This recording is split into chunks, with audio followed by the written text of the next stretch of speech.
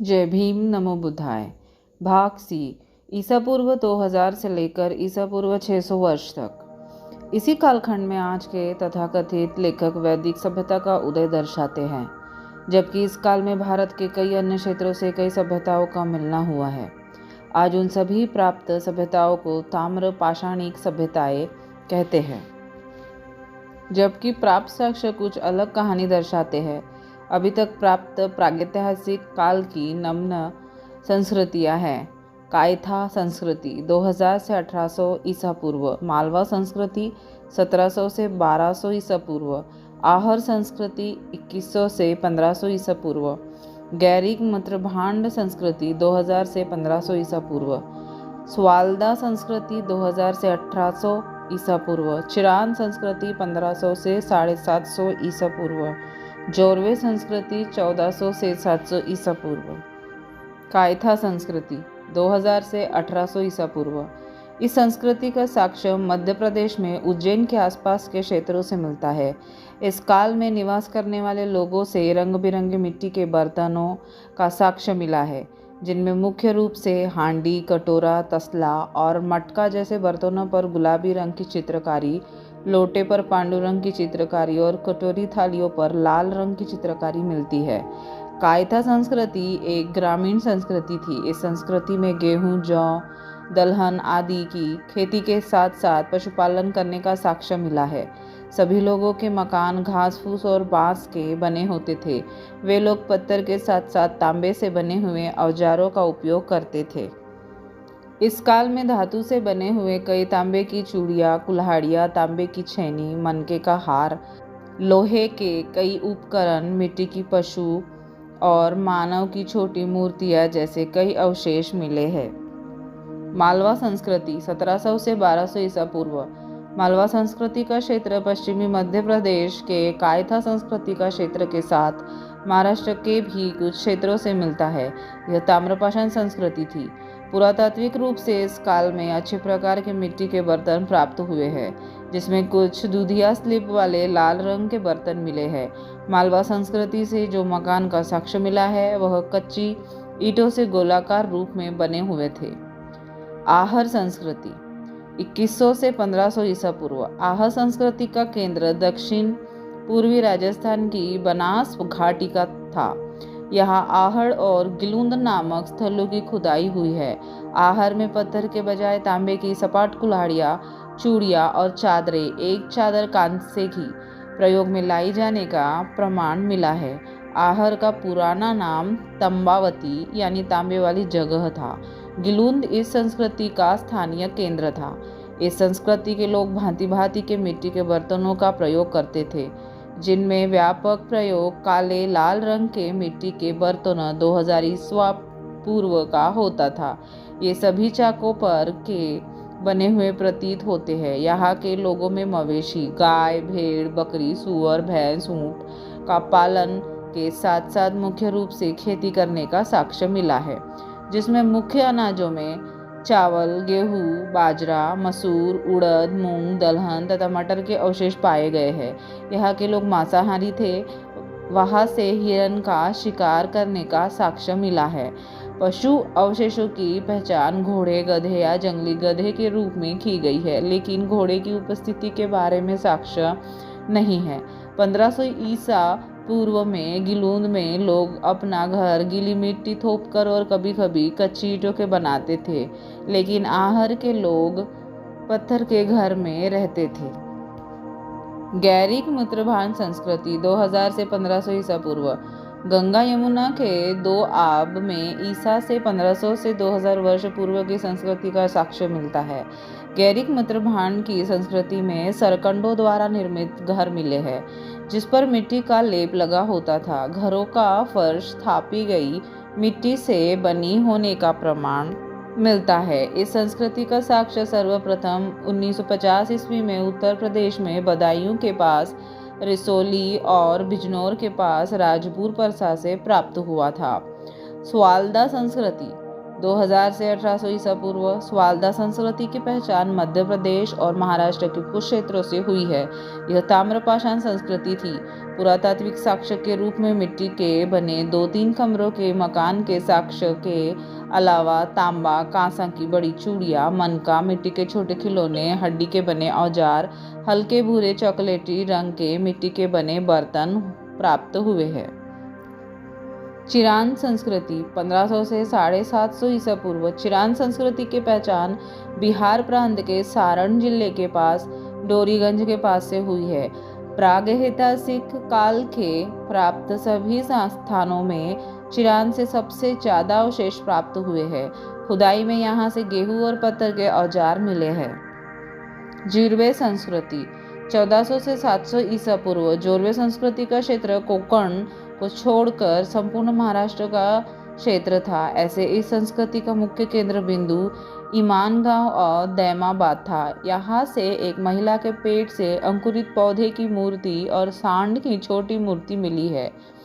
इसी महिला की मूर्ति को आज के तथाकथित लोग मातृ देवी कहते हैं, लेकिन मातृ देवी लिखा हुआ या इनके चमत्कार की बात कहीं नहीं मिली है। पुरातात्विक साक्ष्यों द्वारा ये लोग वस्त्र निर्माण से परिचित थे, क्योंकि यहाँ से कपास, सन, सेमल के रेशे से बने धागे का मिलना हुआ है। यहाँ से धान, गेहूं और दाल की खेती का भी साक्ष्य मिला है। जोरवे संस्कृति ग्रामीण थी, फिर भी इसकी कई बस्तियों में नगरीकरण का साक्ष्य मिला है, जिसमें दैमाबाद और ईमानगांव प्रमुख है। कृषक समुदाय के उद्भव का सबसे पुराना साक्ष्य इसी जगह से प्राप्त हुआ है। यहाँ से आरंभिक कृषक और पशुपालक समुदाय के अवशेष प्राप्त हुए हैं, लेकिन किसी प्रकार का कोई सतयुग और त्रेता युग से युक्त कोई वैदिक वर्ण या जाति का निशान प्राप्त नहीं हुआ है। फिर किस आधार पर वैदिक संस्कृति का उद्गम काल ईसा पूर्व 1500 ईस्वी से 600 ईस्वी तक के बीच के काल को बताया जा रहा है? वास्तव में इस काल में ताम्रपाषाण संस्कृति प्रचलित थी और इससे संबंधित बहुत सारे साक्ष्य भी मिले हैं, परंतु वेद में वर्णित तथ्य और इस काल से प्राप्त साक्ष्यों के बीच कोई मेल नहीं है। क्या किसी भी सभ्यता संस्कृति को अपने काल्पनिक चित्रण से जोड़कर बताना उचित है? क्या आपको यह भी उस गंगा नदी के जैसा हिमालय पहाड़ पर बैठे त्रिलोकीनाथ की जटा से निकलने वाली कहानी का आभास नहीं कराता है? आज भी वैदिक शास्त्रों के अनुयायी गंगा को स्वयंभू त्रिलोकीनाथ की जटा से निकालने की बात बोलते हैं, लेकिन आज इस ज्ञान विज्ञान के युग में भी कोई जटा में से भागीरथ नाम के व्यक्ति द्वारा गंगा को निकालने की बात कहे तो कैसा लगेगा?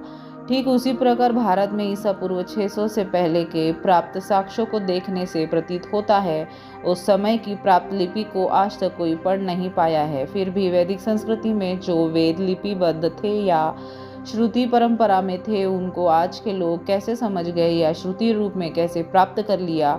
क्या उस काल की सिर्फ वैदिक कर्मकांड की बातें ही श्रुति में आज से 100-200 साल पहले आ गई थी? बाकी ऐतिहासिकता की अन्य सभी जानकारियां अंग्रेजों के भरोसे जमीन में दफन हो गई थी। 17वीं शताब्दी में अगर भारत उपस्थित नहीं होते और वे भारत की पुरातात्विक खुदाई नहीं करते, तो शायद इस ऐतिहासिक जानकारी से आज हम सभी अनभिज्ञ ही रहते। उन यूरोपीय विद्वानों की खुलकर प्रशंसा करने में अतिशयोक्ति नहीं होगी, जिन्होंने उस समय सभी के सामने प्राचीन भारत के इतिहास की सच्चाई को जमीन के नीचे से खुदाई द्वारा बाहर करते हुए साक्ष्य सहित प्रस्तुत कर दिखाया। दूसरी बात, आज के वैदिक संस्कृति की मान्यतानुसार इसके संस्थापक ब्रह्मा हैं, लेकिन इनका किसी भी काल में कोई भी साक्ष्य का नामो निशान नहीं मिलता है। फिर इस वैदिक सभ्यता का प्रारंभ कैसे हो गया? तीसरा, शैव पंथ के कुछ मतावलंबी भी अपनी परंपरा का शुभारंभ उस सभ्यता में देखते हैं, जबकि शैव पंथ के संस्थापक आदि शंकर है, जिनका जन्म 788 ईस्वी में केरल में हुआ था। फिर आज के शैवपंथी लोग बताए कि उनके आदि शंकर जैसे संस्थापक के पूर्व ही शैव पंथ कैसे स्थापित हो गया। कुछ देर के लिए शंकराचार्य को काल्पनिक और मनगढ़ंत संस्थापक मानते हुए पूर्व के साक्ष्यों का अवलोकन करें। फिर आप लोग ही उन साक्ष्यों को देखकर बताएं कि जटाधारी, सर्पधारी, बाघ छालधारी, डमरूधारी, त्रिशूलधारी का प्रतीक चिन्ह कहाँ दिख रहा है। कहाँ आपको लिंग और योनि युक्त अर्धाकार बनावट का शिवलिंग मिला। आप लोग सिर्फ अपनी कपोल कल्पना से प्राप्त बेलनाकार पत्थरों को लिंग का नाम देते हुए शिवलिंग बना दे रहे हैं।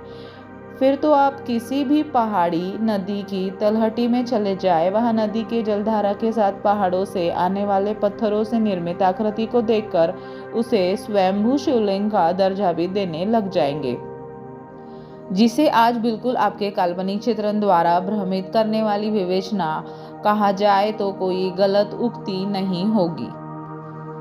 आज इतिहास के तृतीय भाग सी यानी ईसा पूर्व 2000 से लेकर ईसा पूर्व 600 के बाद के काल में प्राप्त साक्ष्यों द्वारा प्रथम सम्राट के रूप में जिनका ऐतिहासिक साक्ष्य प्राप्त होता है वह नाम मगध के सम्राट बिंबिसार का है, जिनकी राजधानी और किले के साक्ष्य वर्तमान में बिहार राज्य के राजगीर से प्राप्त हुए हैं। उनके किले और राजगीर नगर को सुरक्षा प्रदान करने वाली दीवार आज भी साक्ष्य के रूप में खड़ी है, जो पूरे राजगीर को 5 पहाड़ियों से जोड़ती हुई बनाई गई थी। इस दीवार की बनावट चीन की दीवार से काफी पुरानी साबित हो चुकी है, यानी कि सम्राट बिंबिसार से पूर्व का काल, जिसको आज वैदिक काल बोला जा रहा है, उस काल में भी बहुत से सम्राट रहे होंगे और सभी एक दूसरे पर आक्रमण करते रहते होंगे। तभी तो उनसे सुरक्षा हेतु सम्राट बिंबिसार के राजगीर नगर और किले की सुरक्षा हेतु बृहत रक्षात्मक दीवार बनाई गई होगी। लेकिन उस वैदिक काल में कौन से शासक थे? क्या आज के श्रुति वैदिक संस्कृति के ज्ञाता कुछ बता सकते हैं? यह अलग बात है कि अंग्रेजी सरकार के चले जाने के बाद भारत की पुरानी सभ्यता संस्कृति से जुड़ी हुई जानकारियों का उत्खनन कार्य बाद के स्वार्थी सरकारों द्वारा कमजोर करवा दिया गया। अन्यथा उत्खनन से प्राप्त साक्ष्यों द्वारा आज प्रचलित काल्पनिक वैदिक युग की सभी बातों को प्रामाणिक तौर पर मानववादी काल कहते हुए सभी के समक्ष मुंह चढ़ाते हुए प्रमाणित करते रहता। वैदिक काल यानी वेद का काल। वेद का काल यानी वर्णागत समाज। वेद का वर्णागत समाज यानी वैदिक मंत्रोच्चार करने वाले ब्रह्मा के मुख से जन्म लेने वाला कर्मकांडी ब्राह्मण।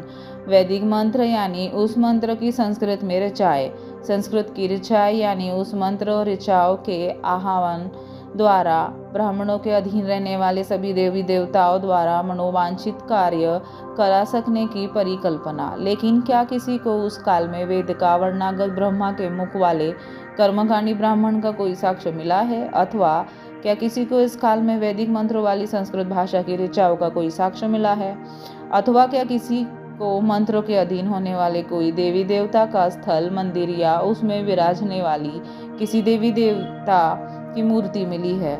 सबका उत्तर न में ही मिलता है, अथवा मिलता भी है तो केवल काल्पनिक कथा के रूप में। कोई भी सभ्यता संस्कृति अपने अमिट साक्ष्य को छोड़ती ही है।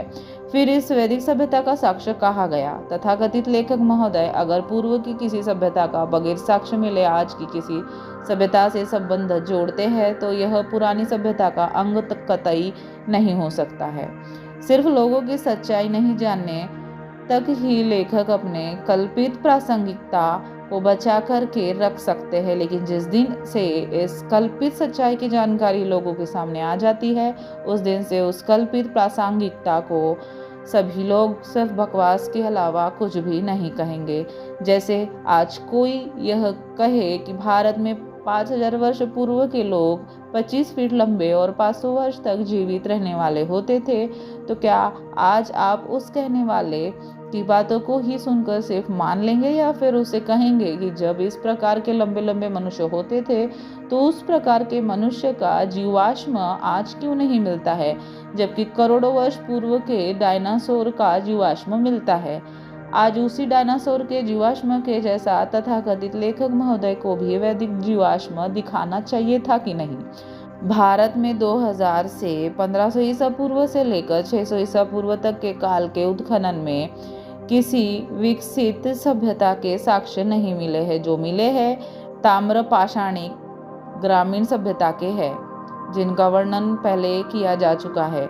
हरियाणा, राजस्थान, गुजरात से उत्तर हड़प्पा काल वाली ग्रामीण सभ्यता के साक्ष्य भी मिले हैं। इस बीच के 900 वर्ष के काल को अंधकार युग के रूप में भी लोग जानते हैं, लेकिन आज के मनुवादी लेखकों को अपने वेद और वैदिक परंपरा से मिल रहे सामाजिक सम्मान और मुफ्त की पकवान को बचाए रखने हेतु उस वैदिक परंपरा को इसी अंधकार युग में स्थापित करने की व्याकुलता दिख रही है।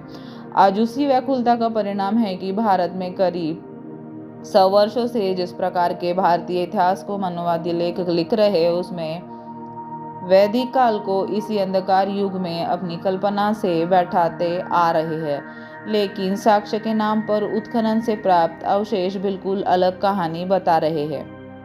अगर उस परंपरा के अनुयायी लोग थोड़ी देर के लिए वेद और वैदिक काल को उसी अंधकार समय का मान भी लेते हैं, तो फिर उस तथाकथित ज्ञान में वैदिक काल की आज तक कोई लिपि या मुद्रा क्यों नहीं दिखाते, जिससे पता चले कि उसी लिपि में वेद लिखी या बोली गई होगी।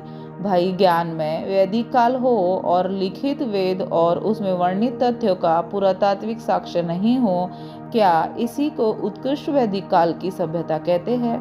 नोट: इस विषय पर प्रश्न चिन्ह इसलिए उठता है क्योंकि श्रुति पद्धति द्वारा इस काल के रामायण, गीता, महाभारत वाले कर्मकांड के साथ साथ वैदिक मंत्र या वेद में उद्धृत की गई सभी ऋचाएं आज के काल में अक्षरशः एक आदमी से दूसरे आदमी के द्वारा सुनते और सुनाते हुए स्थानांतरित होती चली आई है। परंतु उस काल से प्राप्त साक्ष्यों से जुड़ी हुई कोई भी जानकारी श्रुति स्मृति द्वारा आज तक प्राप्त नहीं हुई है, लेकिन इस काल के संस्कृति, रहन सहन, वेशभूषा, खान पान की सभी जानकारी ब्रिटिश काल में उत्खनन से प्राप्त होती है। ये सभी बातें कितनी हास्यास्पद लगती है। क्या श्रुति पद्धति ऐसी ही होती है जो साक्ष्य वाली बात को गायब कर दे और अपने मनोनुकूल स्थिति को मजबूत करते हुए एक नई कहानी को जन्म दे? क्यों है ना मजेदार वैदिक घालमेल की कहानी।